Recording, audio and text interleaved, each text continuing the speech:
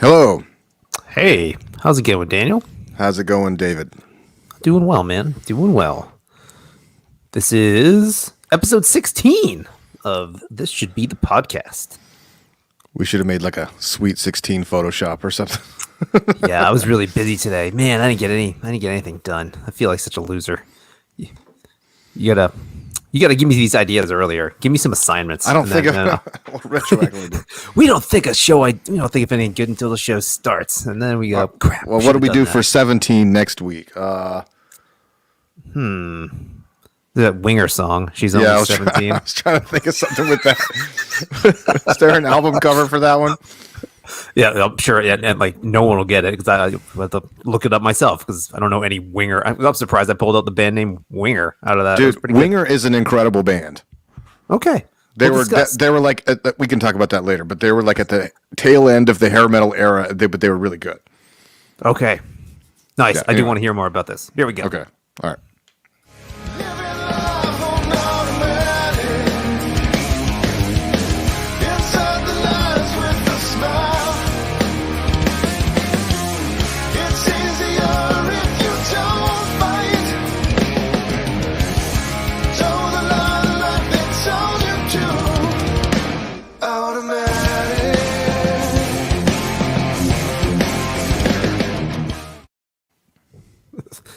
She's only 17.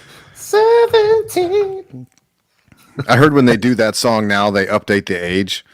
So like if she was 17 in like, 1989 or whenever it was, then she's only 45 or whatever. Well, I mean, that's a crowd pleaser. The ladies in the room gotta love that.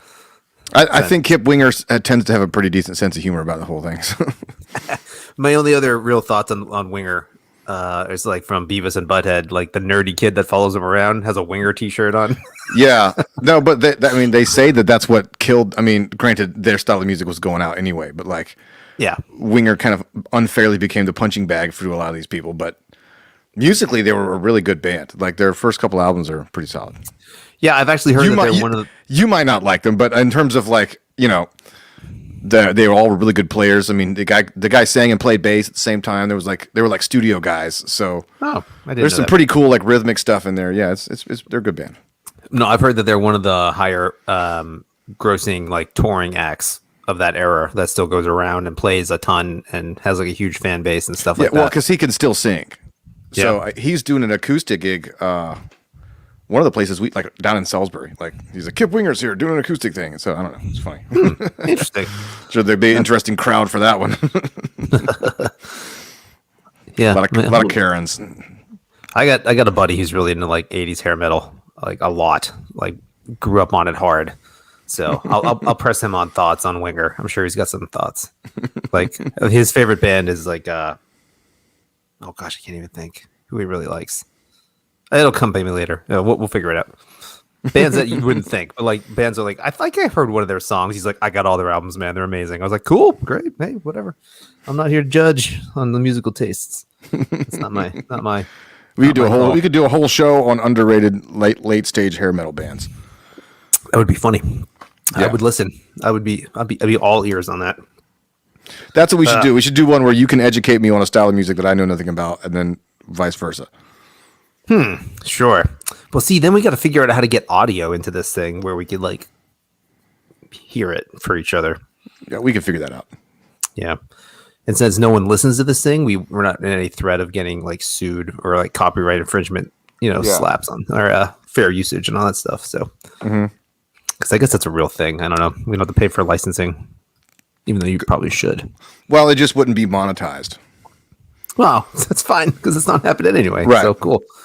Really? So that's it. So you could do, as long as you're not monetizing, you could probably get away with just like a fair use thing. So like you can put stuff in. That's what, like we put that song Automatic in there. I get like, say we were to get like millions of views on this thing, I would get like, 20 cents or something. So because every time we post one of these, I get an email from YouTube, the copyright claim, blah, blah, blah, and it shows that my publishing is owned by this company.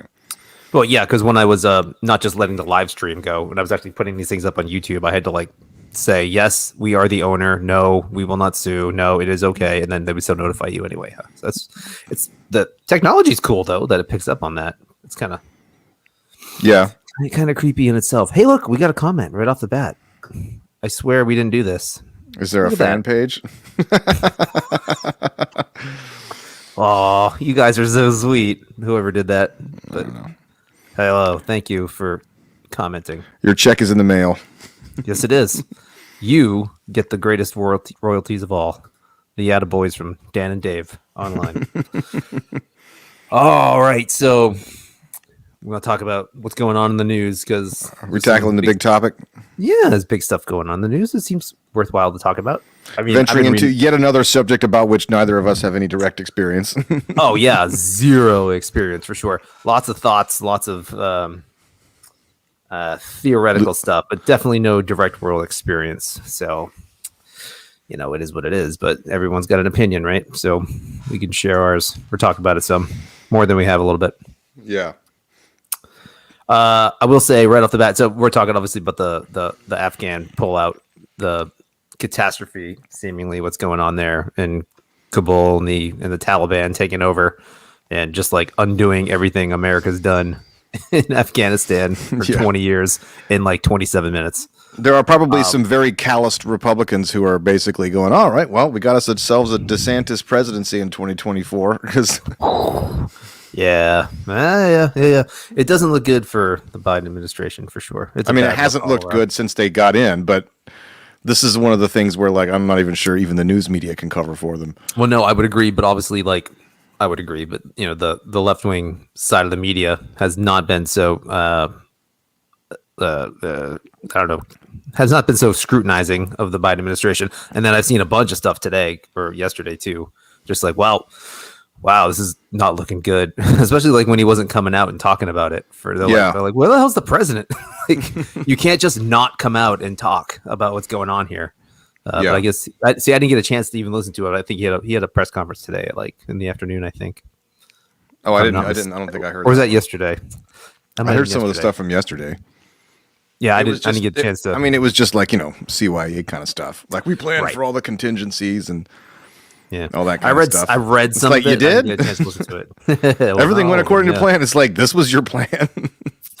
Yeah, from what I read about it, though, he did say stuff like, you know, this was the Trump timetable, so we kind of went with it. However, the buck stops here, and we're still dedicated to getting out, and that was the right thing to do. That's the gist I got. That's still not even entirely accurate because it's like the whole point was that, like, what I read or what he said. What he said. No, you're accurately. Yeah. I mean, the whole idea of trying to blame. I mean, look, I'm no Trump fan, but the idea was like there was an agreement with the Taliban, but that for America to leave if the Taliban did certain things. But the whole thing was the Taliban weren't doing those things. Right. So, like, had Donald Trump been president now, the pullout probably wouldn't have happened because the conditions to do so weren't met. Really? Right. So, you know, that's not exactly. I mean, and he inherited it from, you know, Obama, who inherited it from Bush. I mean, so it's like, yeah, you know, blaming the previous guy is always the easiest one. So yeah, for sure. Yeah. Also, I'm just before we get too deep in this, with anything we talk about, I'm just wondering how much I always think about this stuff when like big news stories come out, and then you get like hit with 1,000 freaking articles, comments, like Twitter feeds, and all this stuff, and just pictures, and also I just wonder how much of it is bullshit and how much of it actually is true. Like, I'm not saying like necessarily potentially like on purpose bullshit, but stuff that just like it gets thrown out there, it gets blown up, it gets amplified, and someone's like, oh, actually, no, that was incorrect. That didn't really happen. So that's certainly entirely possible. Yeah, I mean, yeah, because it's just been like a shotgun blast of like information shooting out of there, which is pretty amazing. And that's actually why it's like the only reason I really like Twitter. When something actually happens that's of note, you can just be like, I'm going to scroll through this freaking website for hours and just find information that's just out there. Like people like posting stuff in the actual event itself. It's insane. Yeah. Which is hard to verify. Interesting point. Just all I'm saying. Yeah. It's information. It might not be accurate, but it's information. Yeah. Yeah. But it's still pretty amazing. But yeah. No, I mean, but it's incredibly tricky. I mean, like all of these subjects, it's like, you know, if there was a right answer, we wouldn't be talking. If there was like an obvious answer, we wouldn't be talking about it because everybody would be in basic agreement. Everybody would agree. Yep. Mm-hmm. Right. So like, there's like hair on there. So dog. like, yeah, anyway, so like, you know, the question of should we be involved elsewhere in the world doing stuff? I mean, that's a huge question that there's like 8 different answers to, you know, and so it's hard to square all of that. I mean, like, yeah, I was thinking about it from this angle, like, you know, we talk about like, you know, like American values come from like an idea that like people have a responsibility to other people, like when we live in community with one another. So like, you know, well, I don't know, maybe not like a forced response, like forced altruism. You know, we talked about that, but like at what point can you scale that up? Right. So if you say the society only functions when people live in community with one another, where like, you know, families know each other, and then there's a social fabric, and then you don't have to depend on government, and then there's like, you know, people helping people doing things for their community. A rising tide floats all boats, essentially. Can you scale that up from, you know, a group of a few hundred people living in a commune? Can you scale that up to 8 billion people? Correct. And so, because if you can, then it's like, well, it totally makes sense to like, well, we have the means, we have the power to do so. Then it's not only okay, but imperative that we involve ourselves in other places of the world when we have the opportunity to do good. Is that true? I mean, like, because if you take that to its logical, or is there a certain point at which it stops becoming the responsibility of one group of people to help a totally separate group of people? Yeah, and like, and I agree with the concept you started with, the premise of in the community, people have like we have rights, we have privileges that we, you know, at least claim to support. And if you have those rights, how much responsibility do you have to your neighbor? And I think you have a certain amount of responsibility, but I think it's more of a, I mean, I don't know. I don't know. You certainly have a responsibility not to impede upon your neighbor on his rights, and I think that's a huge portion of that, and that's a whole nother conversation. Yeah. But how much of a positive action are you morally obligated to? I don't know, and especially if the other person necessarily doesn't want it or is able to accept it, receive it, or has any desire for it, can you then go, I'm doing the good for you? I don't know. I don't think you can.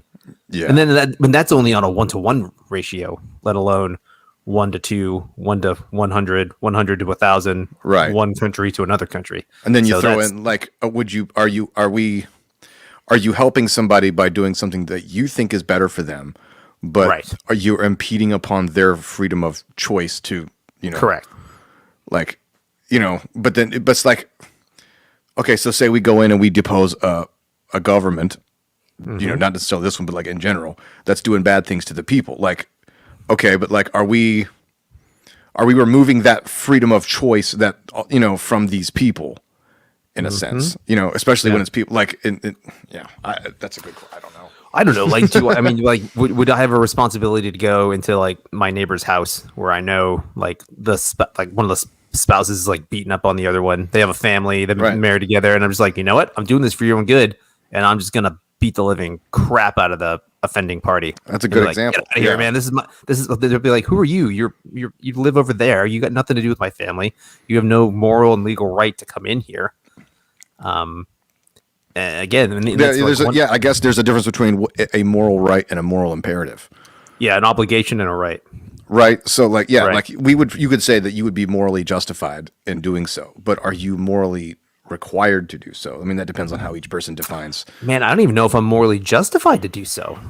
Because what if I don't have all the facts? You know, I'm just going off of what I understand is the issue, but then if I do that, and then what? So what if that say I you know, we beat up the husband or we kill the husband or something like that?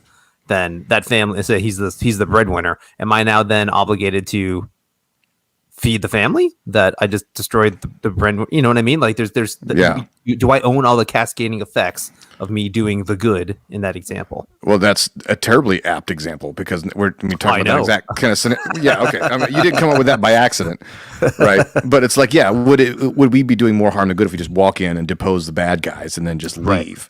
Which is kind of what we did, right? Even though it took 20 years, but like, I have conflicting feelings about it. You know, like told you I was talking to my buddy who was over there in the Air Force in Afghanistan, and I was like, hey, so what are your feelings? And he's kind of like, it just feels very like pointless, like setting aside the strategy of the global, all this kind of stuff and the policy and like whether we have any business being there or not, or like whether we have any business like sending our kids over there. But just like, I'm just trying to imagine the emotional toll that it has to take for a person to go over there and like sweat blood and like, man.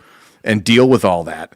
And then to come back here and then it's like, Saigon, watching everybody leave in choppers, and they're, so that's gotta be a very defeating feeling, so I'd imagine. Yeah, that totally sucks. I would agree. Yeah, like that's a whole world. Like we said earlier in the front of the show. That's something we've never done. I'm not cut out for that. I don't think. I mean, I'm not cut out to volunteer for it anyway. And that's a whole world I can't imagine. So it's like say you were a cop, and then you like, you worked really hard to get this one guy behind bars, and then he goes behind bars, and then he gets out and he murders somebody else. You gotta be like, geez, man, what? What are we doing this for? But you're like the Cosby investigators out on a technicality. What? Well, it was a pretty big technicality for Cosby, but yeah, right, still. Yeah, that's a tricky one. I don't even know. I don't know. Neither do I. But sorry,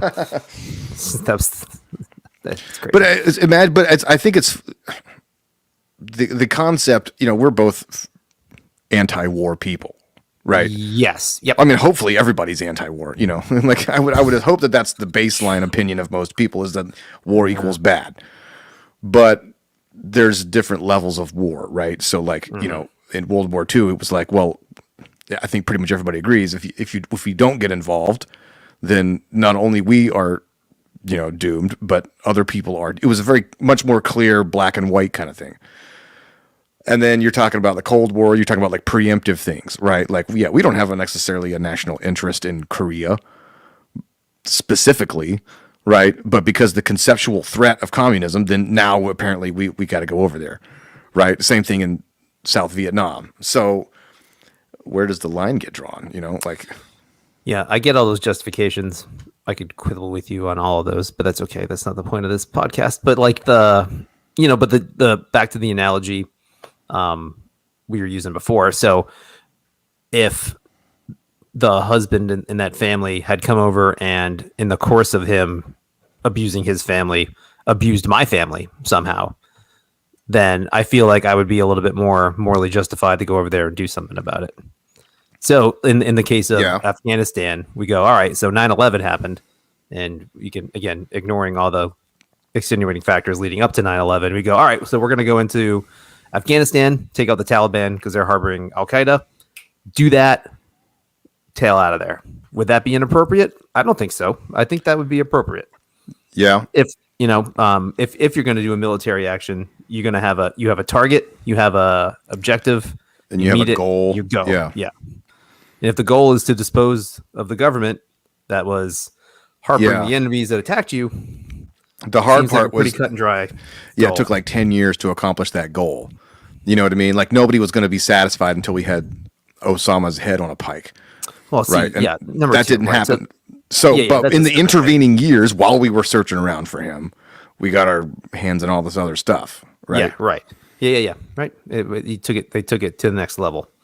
So, and I was interesting. I was listening to who was it? I think it was Shapiro talking about some of this stuff today. It was like there was like objective creep that like if you go back and you look at like the things that Bush said like in the early part, like in like October of 2001 or whatever, he's like, we're going to go there, we're going to get Al-Qaeda.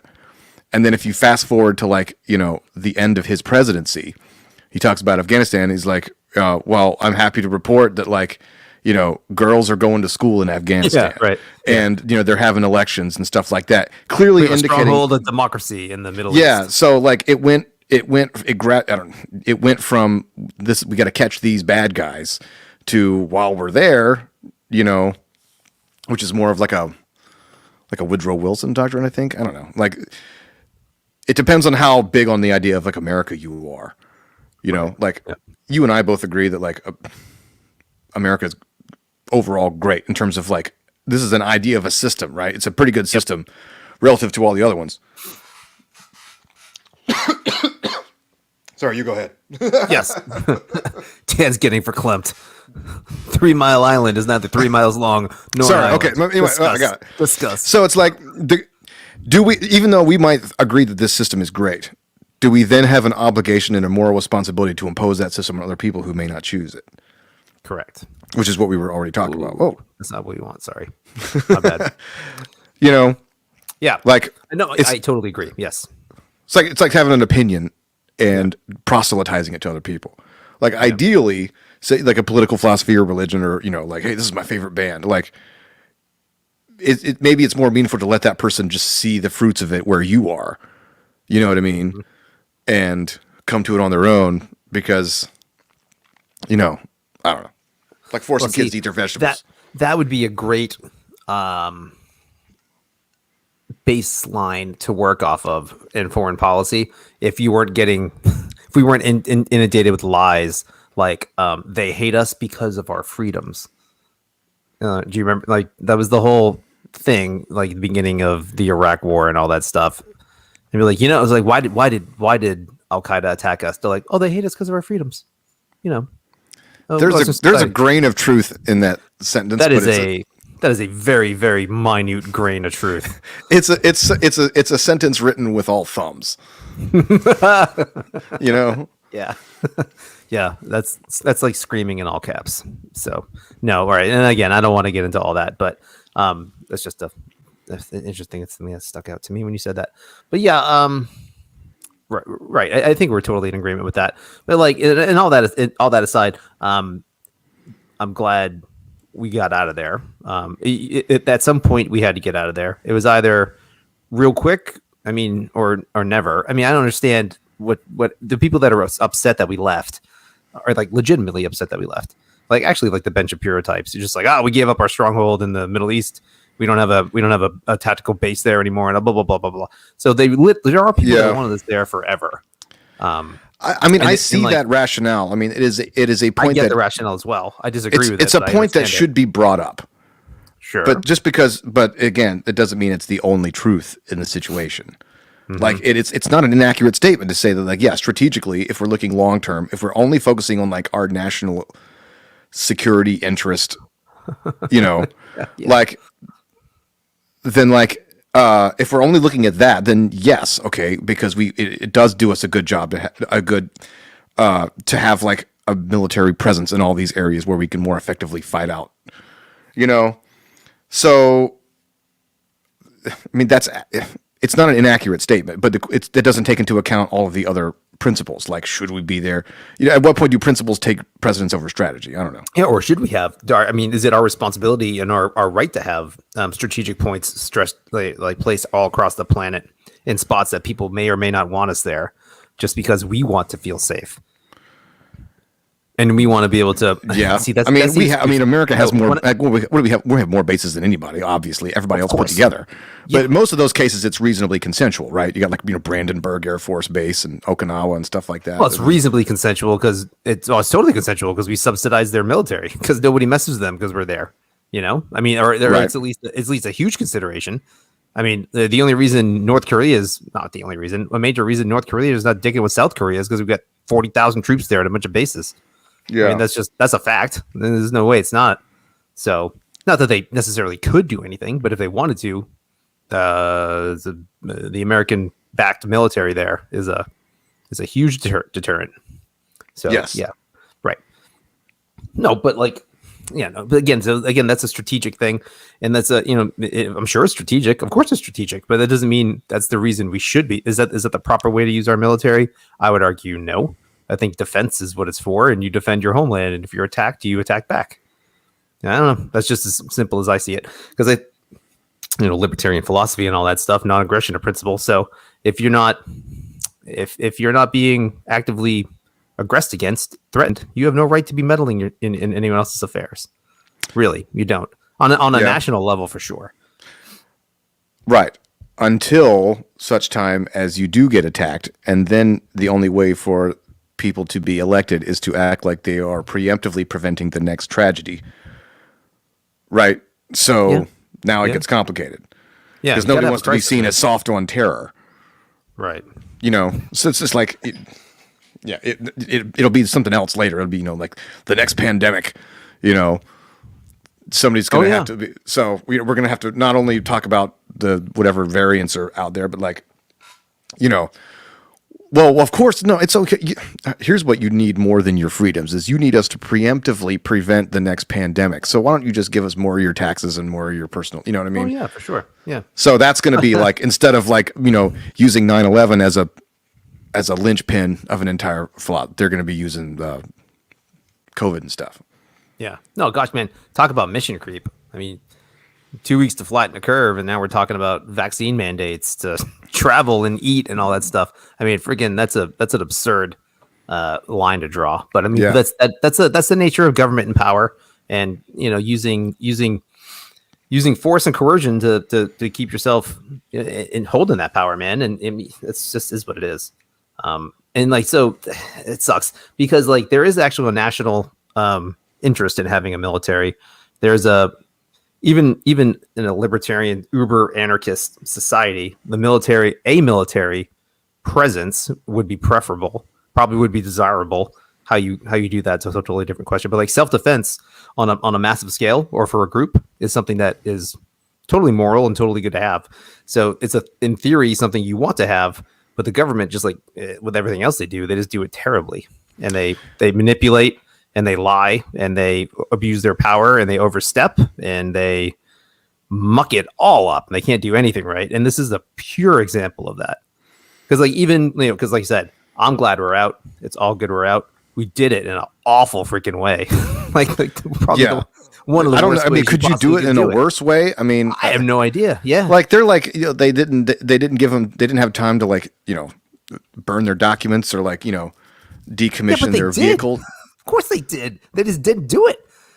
Yeah, I don't know, but time. where did that breakdown come from?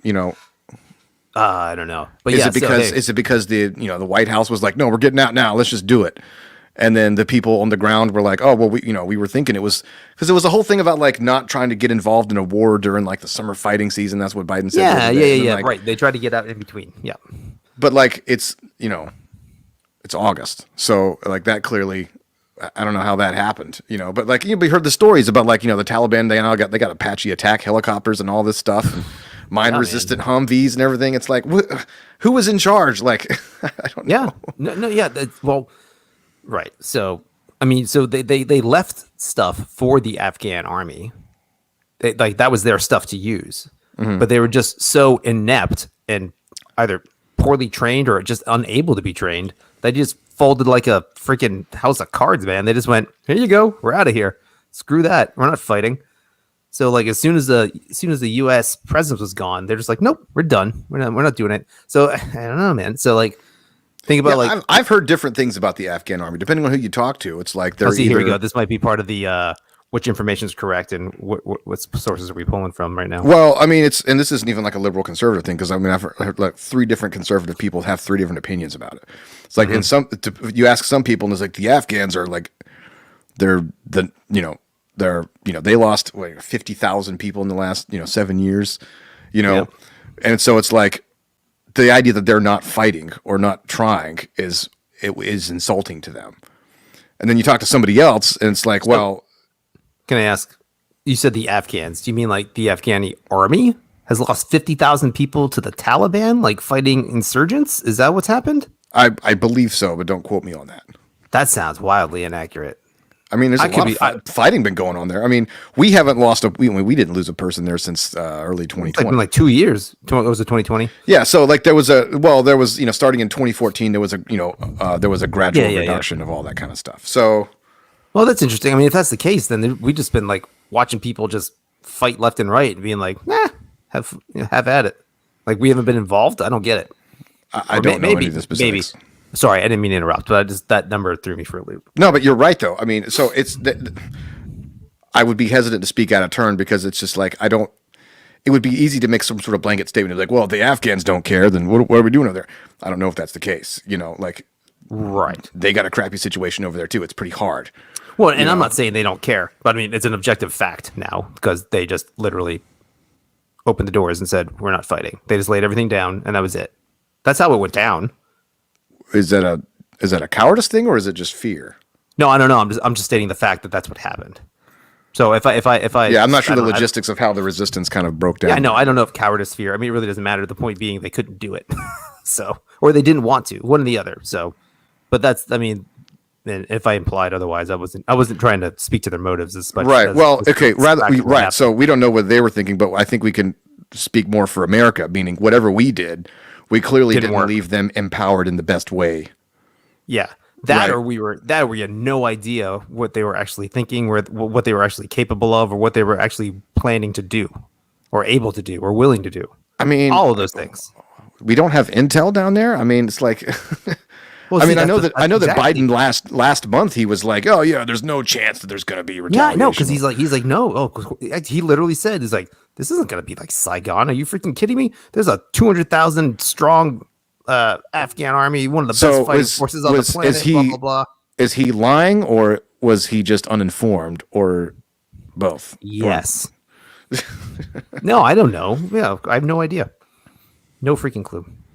Yeah, I don't know if anyone will ever really know. I mean, I'm sure someone from the inside of the State Department or something, or the Somebody who military doesn't brass want to will go come up down with the something. ship will talk about it later. Yeah. See, it's funny because I'm just like, I would imagine there's going to be hearings and problems, and like this is all going to come back up, and there's going to be a big hubbub about it. But there might not be. I don't know. There really, I have no idea what's going on in the federal government, man. They might not care. They might just sweep it under. I'm sure the Republicans will try. Well, then again, I don't know. Maybe the Republicans won't make a big deal out of it, because then it just turns into this. It just brings Trump back into it, and they don't want to argue that crap. It's just also stupid. Yeah, I have but- no idea. Well, I mean, Trump was the most anti-war president we had in decades.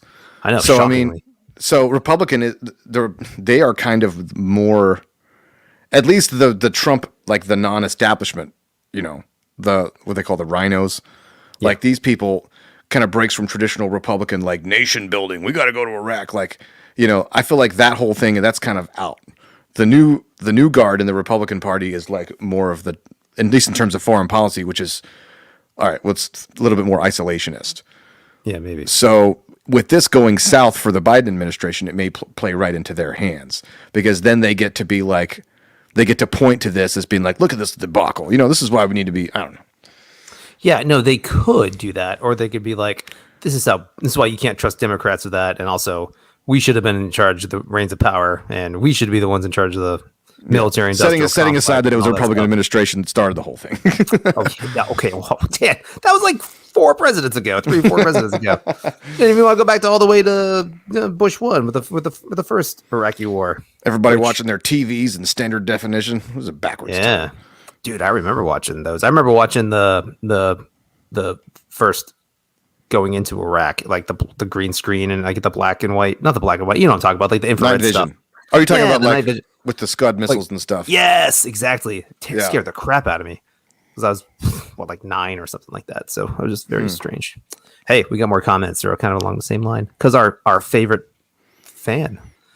So the only problem with the drawdown is that we didn't get all the people out prior to actually getting there. Yeah, right. Exactly. That's what we're Yeah. talking about. Like, could they have done it in a worse way? Like, that's insane to me.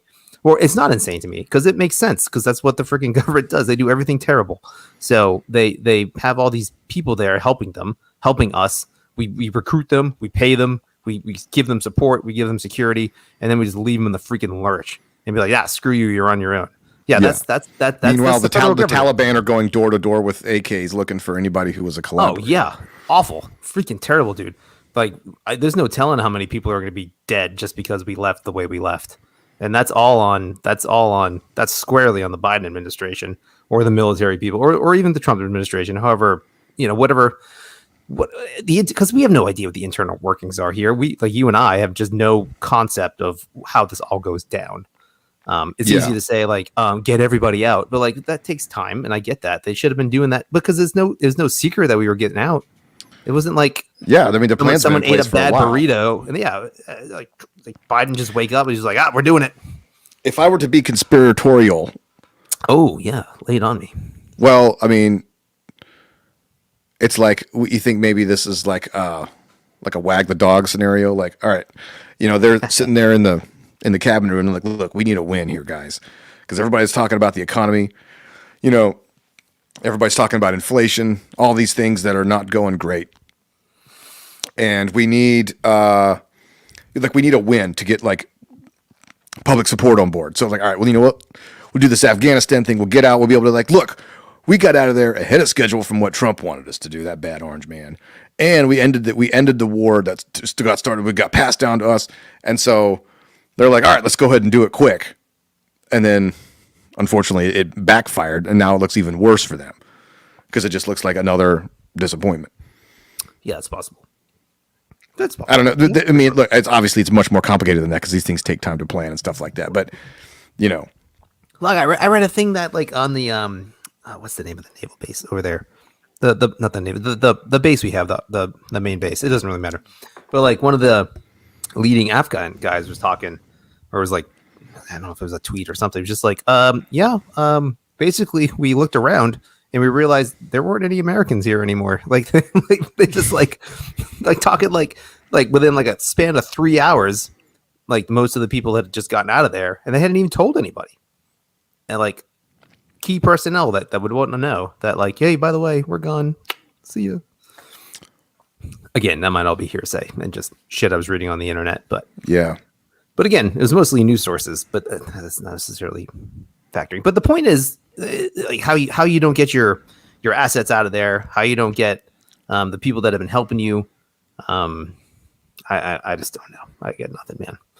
But also, I guess they were assuming theoretically, or if given the benefit of the doubt, they were assuming that the Afghan army and the newly formed government would be able to hold its own. And they just couldn't. So that's just how incompetent are we to not know that? That's a good question. Maybe we did, and maybe there were people. Yeah. The clearer heads were overruled in the process. Dude, I think that's got to be the case. There's no way that you can be like, I am confident that this whole army will stave off this thing for at least a while, and then it lasts all of 72 hours. Yeah, so either that's crazy to me. Either they overestimated the Afghan army or they underestimated the Taliban. Yes. Yeah, sure. Or both. Yeah, that or they knew and they just didn't care, or they just went with it anyway. Which, I mean, at some point, if that's the case, like even if they did know, like they're not going to be like, hey, by the way, this is going to suck. We're screwed. We're going to look like assholes. We're pulling out of here. It's over. It's done. Like they can't say that publicly, even though that may be true. So what's the political angle on this? Like, say this had gone well, what would have been the political motivation to do it so haphazardly? You know, like, oh well, it didn't go well because it was done haphazardly. So if they did it orderly and like got everybody, no, I mean, like, say they had done it. Say some of the specifics were different, and say this had worked. And this week we're talking about like, yeah, this is the people like this is a good win for the Biden administration. You know, they were clean and effective, and it's really shown him to be a good foreign policy negotiator and all this kind of stuff. Say that had gone well, like, yeah, was there some sort of political, you know what I mean, like motivation? Because it's not like we've been living with the idea of troops in Afghanistan for 20 years, so it's not like it was super time sensitive. Why did it have to be done right now? Like, yeah, no, I don't know. I mean, there were agreements put in place and timetables, meaning like if one of the parties were to break it, they would kind of be like in violation of a treaty, more or less. And then, you know, hostilities might break out more. So I understand why you'd want to do that but I think from what I understand, Trump had to give some stuff up. The Taliban gives some stuff up. Again, I don't know all the specifics, but like it was an agreement. So like if one party broke it, there was going to be a problem. But like, yeah, no, I mean, I remember talk about Biden getting this out by September. And I was just like, that's stupid. He's never going to do that. First of all, I never thought Joe Biden would do it. I didn't think he would do it. I thought he'd pull back and just say, no, we're staying. I mean, I had no reason to. I mean, that's basically what Trump did. I mean, Trump said, you know, he's like, when I got into office, I had the intention of. You had 4 years to do it. Well, but he said, I don't remember where exactly in the administration it was. It was like, he says, I came in with the intention of just getting us out of there because that's my instinct, that's my gut. But then as I looked at the detail, I realized that would be not only strategically horrible, but like morally bad. Be a very bad deal. Be a very bad deal for America. So it was like, so that's why I didn't do it as quickly as it might seem obvious to, was because it would be a disaster. And, you know, he wasn't wrong about that, but, you know, subsequently proven correct on that point. Right. And maybe at a certain point, there's nothing you can do or we could do for it not to be a disaster at this point. Yeah, it's just a different. Pick your disaster. Pick which kind. Yeah, exactly. Yeah. Minimize the disaster. I mean, the whole thing's a disaster. 20 years, the whole 20 years is a disaster. There's just no way about no. I mean, like billions, tens of billions of dollars spent, like a couple thousand Americans dead. Who knows how many freaking Yeah, dead. was it we were spending $40 billion a year on Afghanistan? Yeah. Somebody did the math. Like, if you were to take that money and give it to the American people, like each person would get like, what's 40 billion divided by 300 million? It'd be interesting to see. I don't even know how to type that into a calculator. It's too many zeros. Just Yeah, kidding. but I mean can. that still I'm doing pales. I mean, that still pales in comparison to the trillions of dollars we're Yeah, spending right. on COVID and all this stuff, so that everybody can get a couple $1,200 checks and $250 a month. It's like where's all the rest of that money going? Like No, I can, yeah, I, no, I can no do idea. math. Like wait a minute, shouldn't we all be getting? No, I like I saw something on the infrastructure bill where it's like over $1 trillion. So one iteration of it was like $1 trillion, and someone listed like, "Oh, you voted against this? Here's the 10 things you voted against." And someone did the math. They're like, "Yep, that's 300 billion. Where's the other 700 billion? What are you talking about? What's the rest of that?" It's just like, Yeah. no one knows. No one knows because it's just money that's just pissed away and earmarked for a billion different things. But yeah, I don't know. So it was gonna suck no matter what.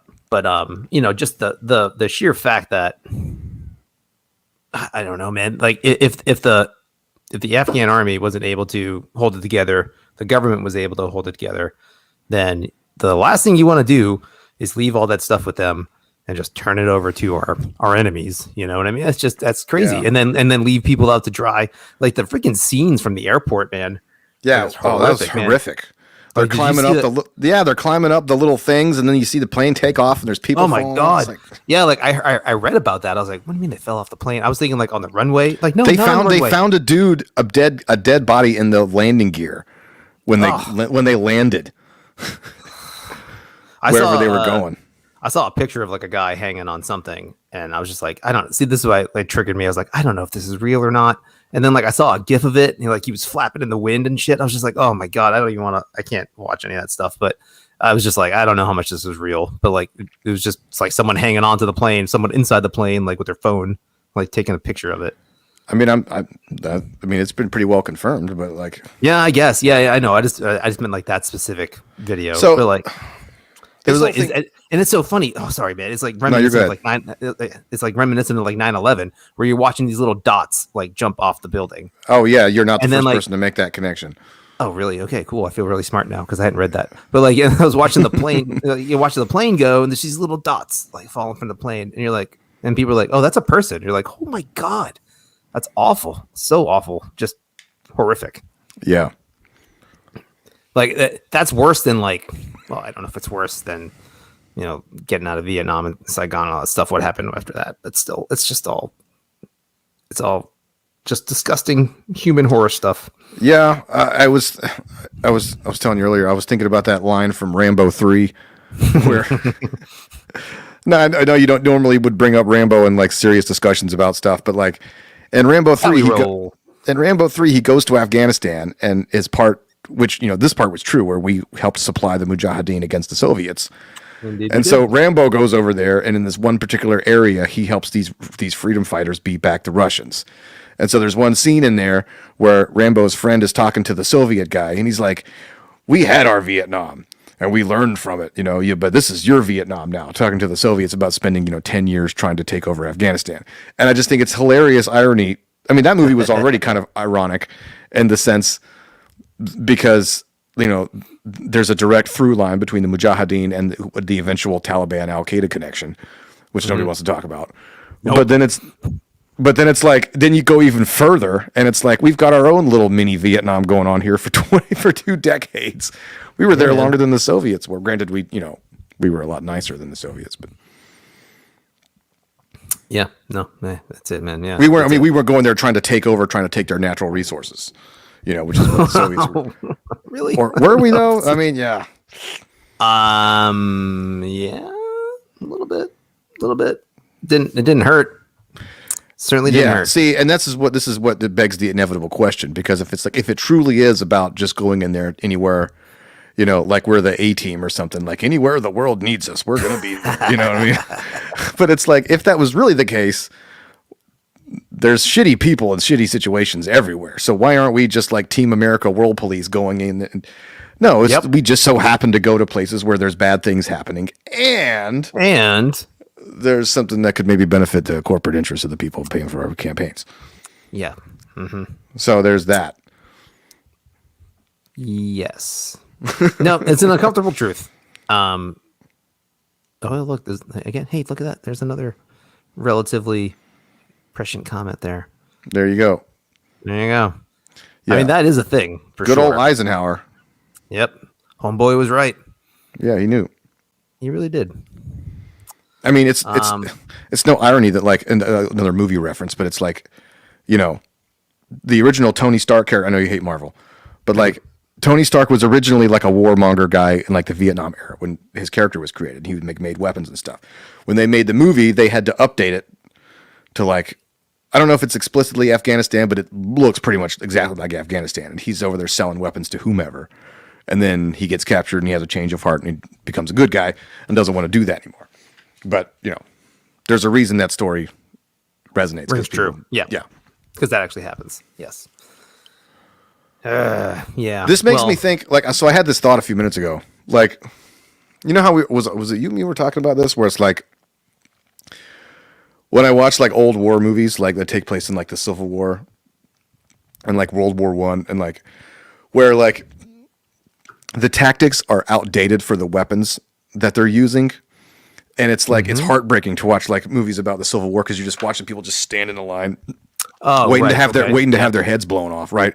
Or you watch like World War I, and there's like everybody's in a trench, and then the English dude blows a whistle, and everybody just runs up and gets blown to smithereens. It's like, what? How do you not know that that's not going to work? But it's like, that's the way they were trained. It's like, well, I went to West Point 25 years ago, and this is what they taught us to do. So by doggone it, that's what I'm going to do. And I don't, and it's like. It's like, that's what's so frustrating about those kind of conflicts, is that like the tactics clearly aren't designed for the situation at hand. So I wonder if like these modern wars, if it's like we're involved in the war, but we're still thinking about it in the old way. Like World War II, like changed everything. So it's like so the Allies won World War II, and so like we had people over there in Germany, stationed in, Johnny Cash was in the army in Berlin. And, then we had people in Japan. He wrote a song there. Yeah, I forget which song it was. I don't really remember. I think it was Folsom Prison Blues, if the movie's true. Yeah, it was in the movie. That may not be accurate. Anyway, but like, okay, so the idea of like, we go over there, we kick the crap out of the bad guys, and then we hang around for a little while we help establish democracy, and then their economy goes on, and then we're all buddies after that, and everything's great. So like, it's like we thought that was going to be the model for things moving forward, because it worked in Germany and Japan, and it's sort of Europe in general. But then you got Korea, which it was kind of a stalemate at the end, and South Korea is flourishing, North Korea not, which is what people predicted. Then you got Vietnam, where it's like, okay, that didn't work. And so it's like we keep trying to do this whole go over there, get the bad guys, hang around for a couple of decades and establish a country. But it's like we're clinging to that idea, but it doesn't work now, because the threats aren't other countries. The threats are like terrorism. So like, Al Qaeda was, helped by the Taliban, but they weren't like, it wasn't like Afghanistan declared war on America. Right. So we go over there and like, it's just not the same metric, the same equation. So we would have to develop a different strategy than just going over there, kicking the crap out of the bad guys, and then just helping. Yeah, no, that's a super good point. I would agree.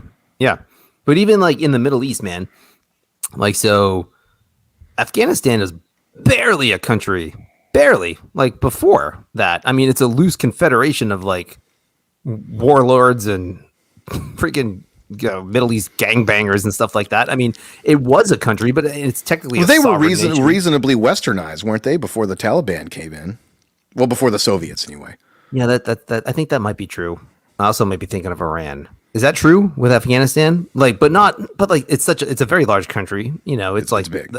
It's like the size of the East Coast, or close to it. So like, I think a portion of it was, but not the whole country though. It's like one of those weird things, man, where it's just like, it's a wasteland, and I don't mean that in a negative way. It's like it's a very harsh place. A lot of open space. And there's people there, but it's very loosely. It's 38 million people live in Afghanistan. Right, but again, but there's 38 million people in the Carolinas. You know what I mean?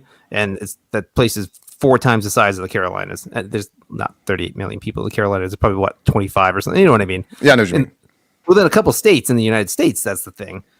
But it's not as loose, and it's more densely populated. I don't know. It's just your point stands. But like going and trying to control that, say I'm going to take this over, and now we're going to rebuild this nation. The nation's barely there as it is. You know what I mean? It's not like it's not like you're taking over, Germany, and you're helping rebuild like with the Marshall Plan and all that stuff. But like, yeah, no, the tactics they don't work in the Middle East. It doesn't seem like. I mean, like Iraq could easily be 3 different countries. The way they're very divided. In like the 3 different sections. I mean, Saddam Hussein was just a strong man that just held it together and just brutalized people that went against him. So, I mean, that's one way to do it. You know what I mean? So, I don't know. So, like, it doesn't work in Iraq. It doesn't work in Afghanistan. Like, I doubt it wouldn't work in Yemen. And we couldn't do that in freaking Libya. There's just no way that like countries that have that kind of mindset. It's completely. It's just a different mindset. Why is that? Was that because, fighting a terrorist organization is different than fighting a standing army with tanks? Yeah, I don't know. You're also talking about like there's fundamental ideological differences. There just are. Like the Middle East is a whole different. It's a whole different mindset of people. Like I have to imagine, it's different than like fighting Nazi Germany. Right. Where you just got sort of 2 westernized countries fighting, and then like we don't exactly know to what degree the German army is like all in on like the Third Reich and all that kind of stuff. But it's like, sorry, go ahead. No, you're good. No, I was gonna say because like all of Europe, World War I, World War II, are basically on par with each other, in terms of culture, technology, not necessarily ideals, but like general idealism, general philosophy. You know what I mean? It wasn't. It's like the world of difference between United States 2000 or 2001 and Afghanistan 2001. Like the average person, we're almost 2 separate species of human beings. I don't mean that in like a racist, terrible way. It's just like there were people in Afghanistan who had no idea what the hell happened on 9/11 when we got there. No clue. Like it's just like they're in such a world on their own. And they're just there's their own universe, man. And like just jump in on that and be like, now we're gonna impose freaking 21st century American ideals and Western society on you. Good Lord, that ain't gonna happen. Man. Meanwhile, the media that they're seeing from us is like feeding into all of the stereotypes that would make a fundamentalist jihadist hate America even more. Yeah, you know what I mean. So like, think about what was happening in 2000. Our blue jeans. Yeah, what is like 2001? You got Britney Spears and Aerosmith and NSYNC on the Super Bowl, and it's like they're seeing everything. They're like, yeah, this is confirming all of my beliefs about America. This is our perfect segue till next week's episode. Oh no, we'll come back to this. Yeah, yeah, no, totally though, right? So even if they come across that, like, I mean, there's like again, like there are people that are just 100% isolated, no, like zero, almost zero technology, and like it's a pejorative, and people they're like these medieval savages over there. Like medieval's not an improper term. There are people in Afghanistan that literally live in caves and like have zero contact with like anybody outside of like a 10-mile radius their entire life, and that's just is what it is. And it's not a commentary on their humanity. They're fully human. They're fully valuable. We shouldn't judge them for that. That's just the situation they're in, man. And then but to expect them to understand, conceive, want, desire, and implement our freaking mode of living is it's an impossible task, I think. Yeah.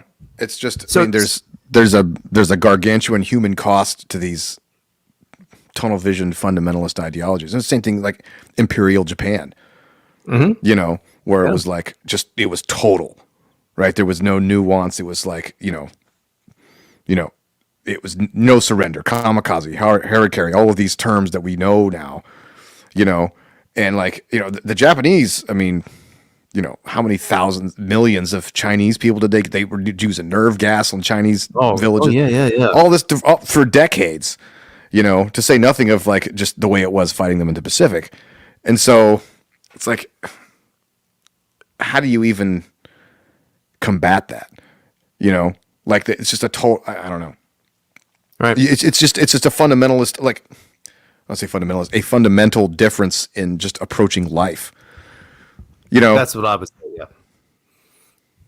But then it's funny because, like, as much as I would be against it, I would say no, you shouldn't do that. Like, we nation built after World War II to some degree of success, like with in all reality. I mean, really, and economic success, but also, right? You know, people talk about like how like America, you know, people overlook the fact that it's like, well, you know, we had this. This is a slight sidebar, but people talk about these incredibly high corporate tax rates that we have, like the 50s and 60s, and they're like, oh, America was doing great back then. It's like, well, it's also because America was the only functioning economy in the world at that point, right? And I also think that's a so very like good point. With we were making all this stuff here, and well, Europe was just trying to rebuild itself, like their buildings. So all of Western society had been shelled to death. It was gone, except for us. Yeah. And then also maybe that's possibly why it was able to be, you know, like, all right, well, F it. We'll listen to the Americans here. We'll help. They got some capital. They're willing to help us rebuild some stuff. So yeah, let them stick around. Whatever. Well, it was also either that or embrace communism, right? Yeah, because that, right. That's right. So you're talking about a power vacuum in some of these countries, and had we not stayed there, I mean, this would be an argument for American interventionism. This is, you know, there was a grain of truth to the Vietnam philosophy, which was, you know, had we not stayed in Japan and stayed in Germany, you wouldn't have an East and West Germany. You would have had just communist Germany, or you would have had communist Japan. You know, like Patton wanted to invade Russia in 1945.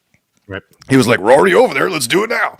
You know, so, you know, who knows how much worse the 20th century would have been had we not stayed over there and tried to nation build in some ways. Yeah, I don't know, man. It's not like, again, so as much as I would like to talk about it in like cut and dry terms, I agree that it's not always cut and dry.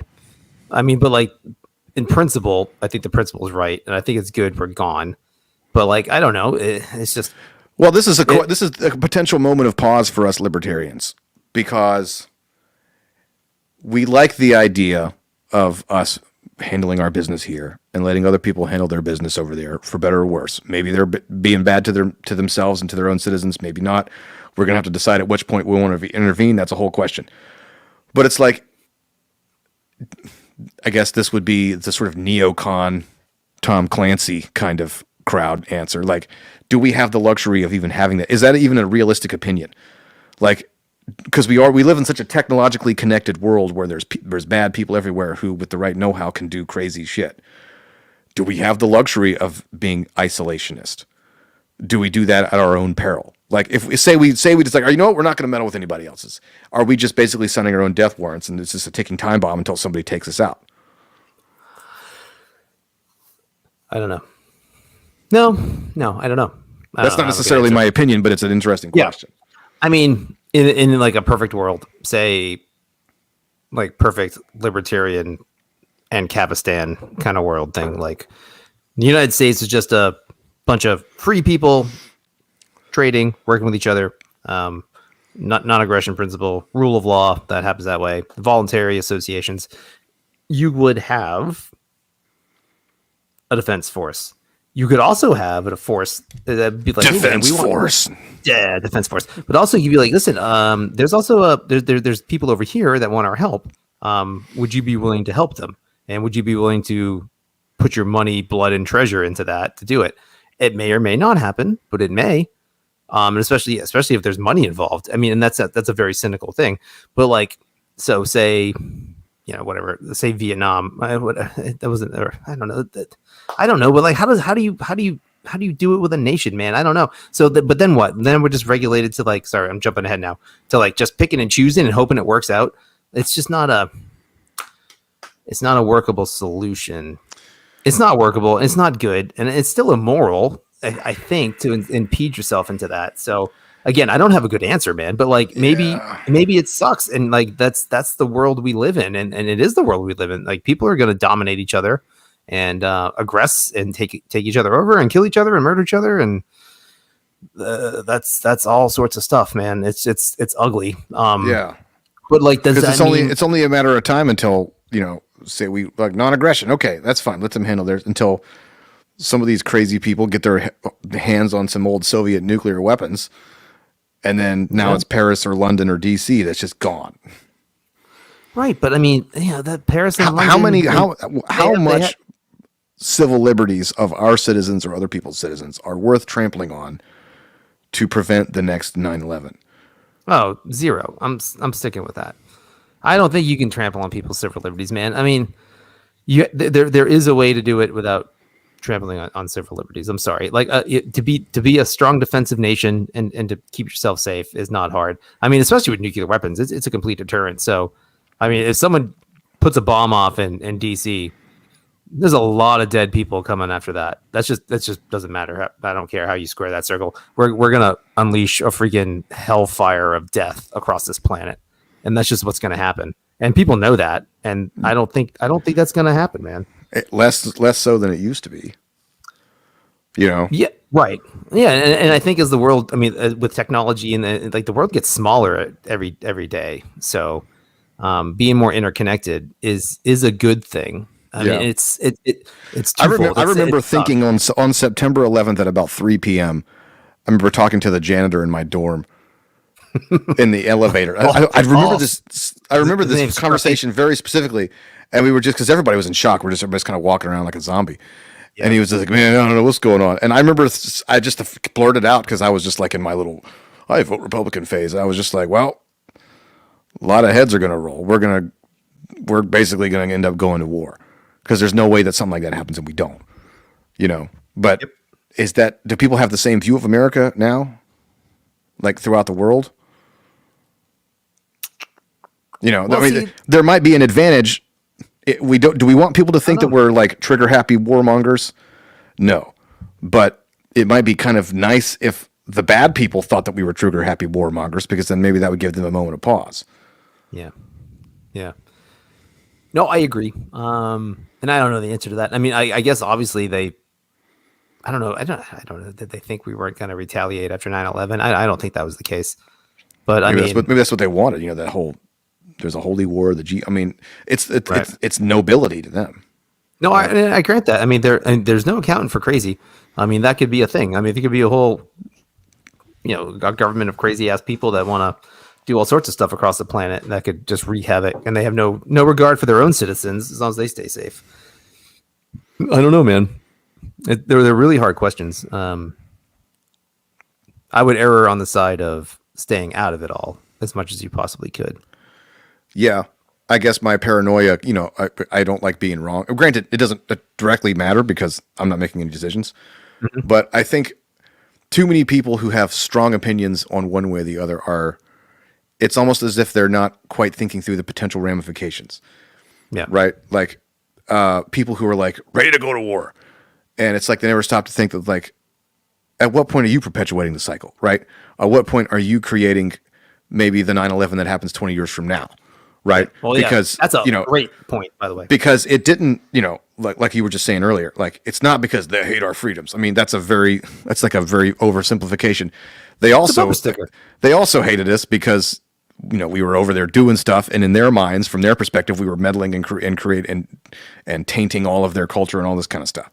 So it's like, you can look at the next year or the next 5 years or the next 50 years. So at some point, we got to, what they say in Game of Thrones, we got to break the wheel, right? So, like, or, the other perspective is like, well, we just shouldn't get involved. Should never get involved. But then at what point do you become a punching bag, right? It's like, oh, well, okay, well, we should get involved when somebody directly attacks us. Okay, but then when do you stop, right? Because if you say, like, okay, well, okay, they attacked us. They did these things, these clearly defined things. We know who these guys are. Let's go get them. Okay, but what happens when you have a government in a country that's actively supporting those people? So are they connected? Like, do we go after them too? Like to preemptively, preemptive strike. Now all of a sudden you're just going in and just looking for anybody who might be a terror. So then you just then now that's how you get objective creep. Yep, I agree. And that's why, it sucks, dude. But like, if you were to, like, I mean, technically, we didn't declare war on anybody after 9/11. By the way, we're just doing extra legal military adventure, Police action, right? Because like, if there was no declaration of war, because that's an official, but that would be helpful. That's an official thing you do, and say, I'm declaring war against you and you. And until the war's over, we're doing this. What exactly does that mean? What does that mean?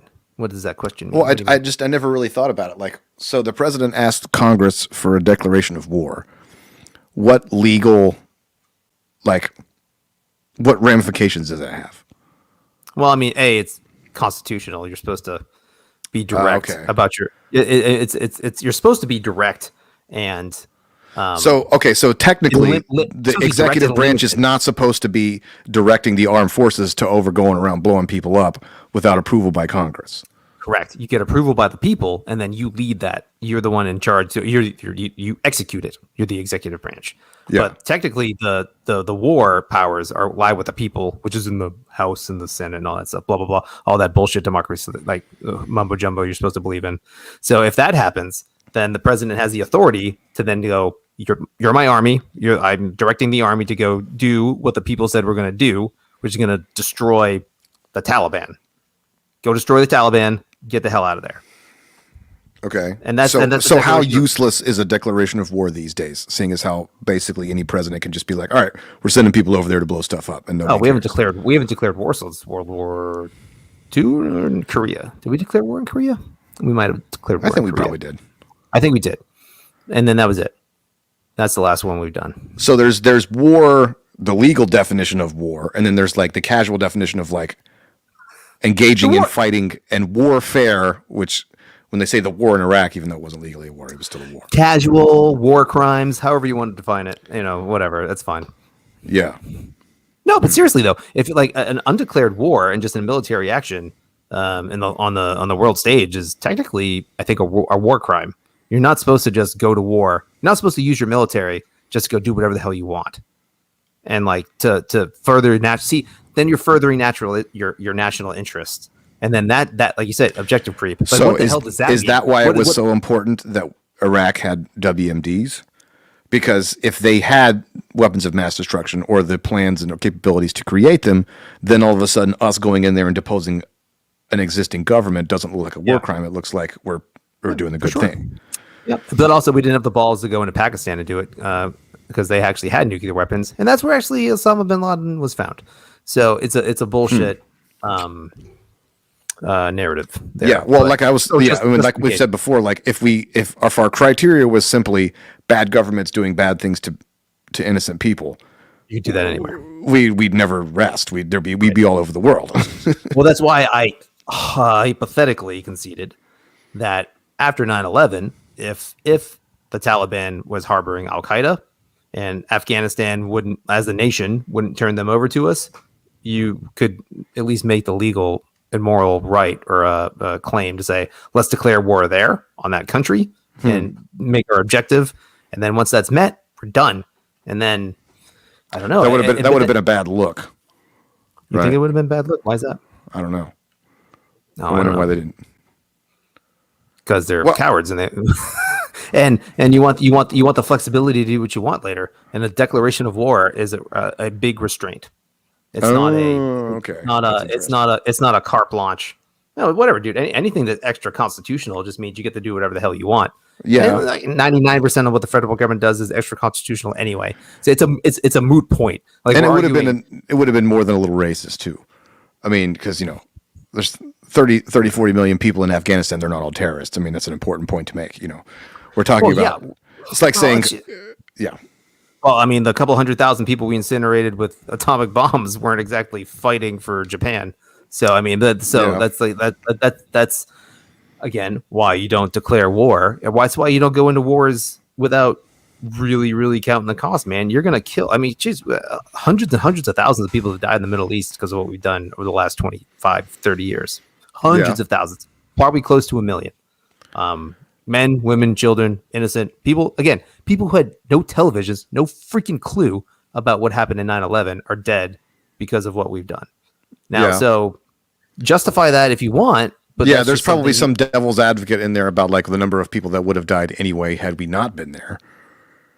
Right. I mean, it's not like because it's especially tricky when you're talking about Iraq, because Saddam Hussein was a dictator in the classic tradition of dictators, so I know there's a shitty devil's advocate though. I'd be like, well, you were going to die anyway, so I slit your throat. So I mean, just to be clear, I have no blood on my hands. Like, that's a bad. I'm not saying you're making that, but I mean, I would agree that is something you would probably hear. It's a small, or if it's the justification for the nuclear weapons in Japan, like, well, how many people would have died if we had invaded? Like, well, who says you have to invade? Like, in that case, I think that's not an entirely bad argument, because I mean, the Japanese had demonstrated that they were basically going to fight to the last man. They also demonstrated they were about to surrender. So, the counterpoint. Well, but it took 2 nukes for them to surrender.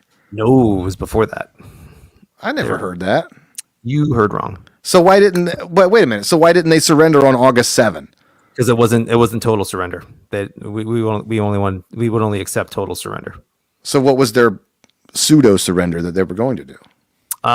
Something about leaving the emperor alone, and then we left the emperor alone anyway, because that's how we roll. I need to learn more about that. But you should look it up. Now, maybe I'm talking out of my ass, and I'm wrong about that, but I'm pretty sure that's accurate. Regardless, point being, counterfactuals. Somebody will fact check this. Yeah, I wish we had a bigger show. People could do it right now. I don't know, but like, just saying, counterfactuals are counterfactuals. Like you could argue what ifs all day, but you have to reckon with what you're doing and what you're going to do. So I don't know. Yeah. For me, that's more cut and dry. When it comes to human life, you don't take it. Yeah, no, I agree. I mean, I'm not saying you're on the opposite side. You're like willy nilly doing that, but it's just my knee jerk reaction will always be, screw that, don't do that. Well, I think that's the common misconception, and maybe we can end on this little anecdote. But sure. my last movie reference would be, you ever see that movie Crimson Tide from the 90s? I think I have. It's Gene Hackman and Denzel Washington. They play like these sub commanders who are trying to launch. It's a great movie. It's on Amazon Prime. You should watch it. Is it a poor man's red Hunt for Red October? It's better in some ways. No way. Okay, I'll watch it then. It's damn good. Anyway, I think I've seen it. Yes. It's where like Gene Hackman wants to launch the nukes, and Denzel Washington is like, maybe we should wait and not launch the nukes, because if we get it wrong, then the world's at war. And it's these competing ideologies. They're kind of both right. They're both wrong, and it's like a thriller kind of thing. All takes place underneath the submarine.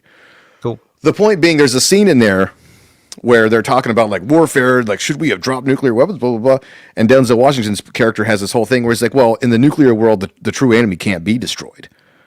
It's not about like a people versus other people. The true enemy is war itself. Like that's the problem, is that people get so focused like, well, there's the bad guys. Like, no, the war is the bad guy. The fact that the war exists represents a breakdown between human beings. And so like, it's kind of like, we talked this before about like people fighting in relationships, and they're like, well, I won that argument, or it's like, oh, I lost that one, or whatever. And it's like, that's the wrong way to think about it. Like, it's not you versus the other person. It's like you and the other person versus the problem, versus the disconnect, the communication breakdown. And when you reframe it like that, you actually have a positive spin, because it's like, if you're in a relationship with somebody that you ostensibly care about, or extrapolate that to like, if we live on a planet with other human beings that we want to live, thinking about it as like you versus them, no matter who wins, it's bad, because somebody loses, and we don't want anybody to lose. Right? So if you look at it as you and the other person versus the problem, all of a sudden now so I think, that's like a sort of a stupid little metaphor for the whole thing, but no, it's a good metaphor, man. And it's not, and I like, no, I do. And I like distilling it down to to personal morality, because there's no morality that's not a personal morality issue. Like again, so that just to harken back to my general political philosophy, if I can't do it, then a government can't do it. Like, it doesn't magically become moral just because it's done on behalf of 100 million people. You know what I mean? Like, I can't take someone's money against their will, and neither can the government. So therefore, taxation is illegitimate. So, I mean, that's just in a nutshell, a quick. So you're not a big Jack Bauer fan. No, not really. Like the movies though, good stuff. But no, that show was inherently problematic because Jack Bauer was frequently just like circumventing all of due process and any of the stuff and just shooting people in the name of the greater good. And right. So then it gets tricky. So like, I don't know. So like, I hear all the devil's advocate arguments. I get all the objections. I just think in summary, for American foreign policy, we would be better off to have a more humble, drawn back, defensive posture. Let America be the shiny hill on shining city on a hill. That's the metaphor. Yeah. Which may or may not matter. It may not. But then again, though, if we have a strong defense and we're ready to rip and kick some ass if that ever happens and someone attacks us, you have the full right to just unleash unholy hell on people that harm you. And I think that's fair on a war scale, because war you want to end as quickly as possible. Maybe not. I mean, I would think you want to targeted as quickly as possible. I mean, see, then even when I said that, like, I just initially said, "Oh crap!" So like, okay, we'll drop nukes tomorrow, but that's the blessing and the curse of technology is that, like, we develop more better ways to kill people, but we also develop more precise ways of killing people. Yes, and that is a good thing. So it's like, drone strikes notwithstanding, the amount of civilian casualties are way less than they used to be. It's funny because it's which still is like damning with faint praise, but it's still like off limits to like target like political leaders. Like, those are the people that make wars. Like, I'm sorry, the war is over if you knock out the president and his cabinet and like half of DC. I'm sorry, you nuke Washington DC during a war. I don't know what we're gonna do.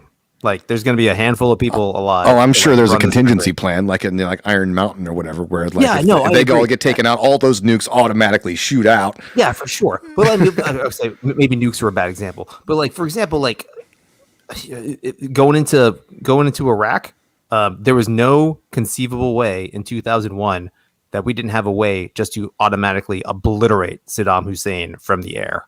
That could have happened. Sorry, I don't care. Who was it? Was it one of our friends who was was like talking about it? He's like, yeah, I took a dump in Saddam Hussein's toilet. Who was that? I don't know. We were hanging out in Havelock. Oh, I forget who it was. Jeremy would know. It was some guy who was in the Marines and came back and was like, yeah, I took a dump in Saddam Hussein's toilet. It was made of gold or something like that. Yeah. Oh man, I only know a handful of people that were over there, so I could guess, but I don't want to guess because they might not want to. Might not want to know their Middle East poop stories thrown out for 7 people to hear, or whatever. Okay. Oh, this was good. Hey man, we went. Gosh, another hour 20 minutes. It's pretty good. Well, crazy time, weird week, but big news week. So I'm glad we got to talk about it. It's not even everything I would want to say, but like that was fun. So next week we'll talk about Free and Britney. Oh yeah, Britney Spears next week, baby. I was telling Shayla about that. I was like, it's kind of funny. Dave and I were like, oh, we should totally talk about Britney, and she was like, yeah, a bunch of guys talking about Britney's. I was like, hold on, do you think that because we're just dudes that we don't have like the ability to? I think you'd be surprised. We're both on Britney's side. I came of age during Britney Spears' rise to meteoric success. I have thoughts. I have feelings. I have emotions. I'm able to empathize with Britney Spears. I'm here for Britney. No, I'm Team Britney. Did you watch that special or that documentary? I watched it a while back, but I should probably watch it again. Okay. Did we watch the same one? I watched the one that was like a New York Times Presents thing. That was her. Yeah, it was on Hulu or something. Yes, right. Yeah. It wasn't dedicated. I mean, it was like an episode of a show. Well, there's been a lot of development since then, so it's not the whole story, but yeah, fair enough. But Unfortunately, the world events preempted our Britney Spears discussion, but we'll do that next week. Yeah. We interrupt this Afghanistan update to bring you news of Britney Spears' conservatorship. All right. It's like, welcome to the news. Yeah, man. Yeah. All right. Well, good conversation. That was fun. Yeah. Let me get to the outro here and make sure I do the right one. All right. Good night. Right on.